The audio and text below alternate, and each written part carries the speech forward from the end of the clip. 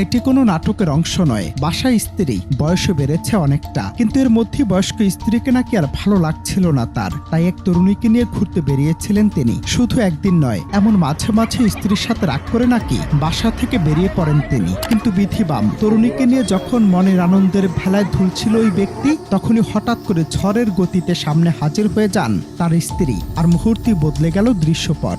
স্বামীর সাথে থাকা তরুণীকে ধরলেন শক্ত করে, আর স্বামীকে উত্তম মধ্যম। শুনতে অবাস্তব মনে হলেও এমনই এক ভিডিও নিয়ে রীতিমতো তোলপাড় নেট দুনিয়া। কথায় আছে, চোরের 10 দিন তো গৃহস্থের একদিন। ঠিক তেমনই এক ঘটনার সাক্ষী হলেন সাধারণ মানুষ। দৃশ্যপট পাল্টাতে সময় লাগেনি 1 সেকেন্ডও। সিনেমার অ্যাকশন দৃশ্যের মতো স্ত্রী ঝাঁপিয়ে পড়লেন ওই তরুণীর উপর, ধরলেন হাত শক্ত করে, আর স্বামীকে জনসম্মুখে দিলেন চরম উত্তম মধ্যম। আশপাশে ভিড় জমে গেল, উৎসুক মানুষের উত্তেজনা তখন তুঙ্গে। স্ত্রী যেন সেখানে একাই এক বিচারকের ভূমিকায়। মাঝ রাস্তায় এমন রণমূর্তি দেখে হতভম্ব হয়ে যান প্রত্যক্ষদর্শীরা। কারো কারো মতে স্ত্রী এতটাই দাজ্জাল যে তার হাত থেকে বাঁচতেই হয়তো ওই ব্যক্তি শান্তি খুঁজতে বাহিরে পা দিয়েছিলেন।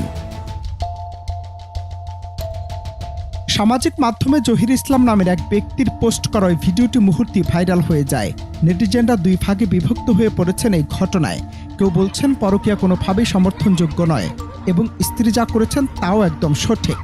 আবার কেউ কেউ স্বামীর পক্ষে দাঁড়িয়ে বলছেন স্ত্রীর এমন উগ্র স্বভাবের কারণে হয়তো ওই ব্যক্তি ঘর ছেড়ে বাইরে সম্পর্কের টানাপোড়েনে জড়িয়েছেন। এই একটি ভিডিও আমাদের সমাজের অনেকগুলো তিক্ত সত্যকে আবারও সামনে নিয়ে এলো। বিশ্বস্ততার অভাব নাকি সহনশীলতার সংকট? ঠিক কোন কারণে আমাদের চারপাশের সম্পর্কগুলো এমন বিষাক্ত হয়ে উঠেছে? মাঝ রাস্তায় এমন বিচার কি আদৌ সমাধান বয়ে আনে, নাকি সামাজিক অবক্ষয়কে আরো প্রকট করে তোলে? তবে এই ঘটনায় সামাজিক মাধ্যমে ছড়িয়ে পড়া ভিডিওটিতে তরুণীকে বারবার এই ঘটনায় তিনি নির্দোষ বলে দাবি করতে দেখা গেছে। অনন্ত হাসান মাসুদ, বাংলা টিভি।